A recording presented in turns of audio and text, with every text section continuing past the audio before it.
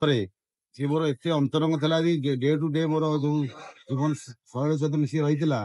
ସିଏ ଚାଲିଗଲା ପରେ ଯୋଉ ଶୂନ୍ୟଟା ଥିଲା, ମୁଁ ପ୍ରତିବର୍ଷ ତାର ଶାରଦ ଦିବସ ହଉ ଜନ୍ମ ଦିବସ ପାଳନ କରି ଅଛୁ ଏବଂ ଏଇଟା ମୁଁ ସମାଜ ସେବା ଉଦ୍ଦେଶ୍ୟରେ ଏଇ ଯୋଉ ଉତ୍ସବଟା ମୁଁ ପାଳନ କରୁଛି ଏବଂ ସାରା ଓଡ଼ିଶାରେ ଯେତେ ଯୁବ ଛାତ୍ର ଏବଂ ତାର ଯେତେ ପ୍ରେମୀ ଅଛନ୍ତି ସେମାନେ ସେଇ ଦିନ ତାକୁ ମନେ ପକେଇବେ ଏବଂ ତାର ମାର୍ଗରେ ଆଗକୁ ଆଗେଇବା ପାଇଁ ମୁଁ ବହୁତ ଚେଷ୍ଟା କରୁଛି। ଏବଂ ଆଜି ଏଇ ଦିବସରେ ଆମେ ଗୋଟେ ସବୁ ବର୍ଷ ପରି ରକ୍ତଦାନ ଶିବିର କରୁଛୁ। ସନ୍ଧ୍ୟାବେଳେ ଆଜି ଗୋଟେ ପୁଲୱାମା ଇଏ ଶାନ୍ତି ଦିବସ ତା ପାଇଁ ଗୋଟେ ଆମେ ଇଏ କରୁଛୁ କ୍ୟାଣ୍ଡେଲ ଲାଇଟ୍ ରାଲି ଏବଂ ଏହିପରି ବିଭିନ୍ନ ପ୍ରୋଗ୍ରାମ କରୁଛୁ। ଲଲାଟେନ୍ଦୁ ବିଦ୍ୟାଧର ମହାପାତ୍ର ଲୁଲୁ ତାର ଆଜି 60ତମ ଜନ୍ମ ଦିବସ ପରିପ୍ରେକ୍ଷୀରେ ଏକ ବିଶାଳ ରକ୍ତଦାନ ଶିବିର ଅନୁଷ୍ଠିତ ହେଉଛି।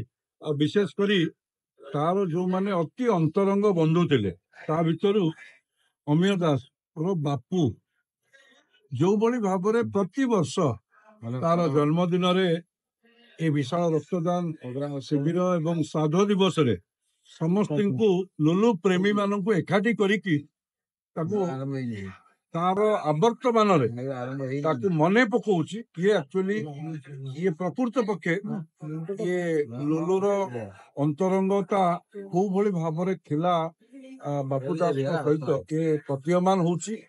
ଆଉ ବିଶେଷ କରି ସାରା ଓଡ଼ିଶାର 2 ଦଶନ୍ଧି ପ୍ରାୟତଃ 2 ଦଶନ୍ଧି ଧରି ଯୁବକ ମାନଙ୍କୁ ସଂଗଠିତ କରିବା, ତାଙ୍କୁ ସଂଗଠନ ସହିତ ଯୋଡ଼ି ସମାଜ ସେବା କଥା କରାଯାଉ, ବିଭିନ୍ନ ପ୍ରକାର ସାମାଜିକ କାମ ସହିତ ରାଜନୀତି କାମରେ ବିଚାରଗତ ଦୃଷ୍ଟିରୁ ମୋର ତାଙ୍କ ସହିତ ମତଭେଦ ଥାଇପାରେ, କିନ୍ତୁ ମତେ ଆଜି ସ୍ୱୀକାର କରିବା ପାଇଁ ମୁଁ ବାଧ୍ୟ ହଉଛି ତାର ଯୋଉ ପ୍ରେମୀ ମାନେ ଅଛନ୍ତି ତାର ଆବର୍ତ୍ତମାନରେ ଦୀର୍ଘ ଦିନ ଧରି ତାକୁ ମନେ ରଖି ଏଭଳି ସମାଜ ସେବା କାମରେ ନିଜକୁ ବ୍ରତୀ ରଖିଛନ୍ତି।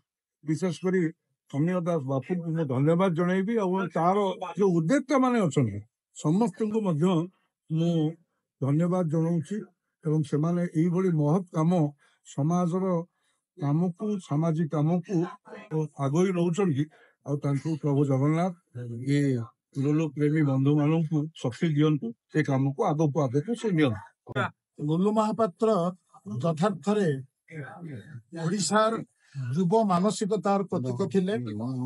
ତାଙ୍କୁ କୁହାଯାଇପାରେ ଝଡ଼ ଇଗଲ ଓ ଧରଣୀର କୃଷ୍ଣ ସାର।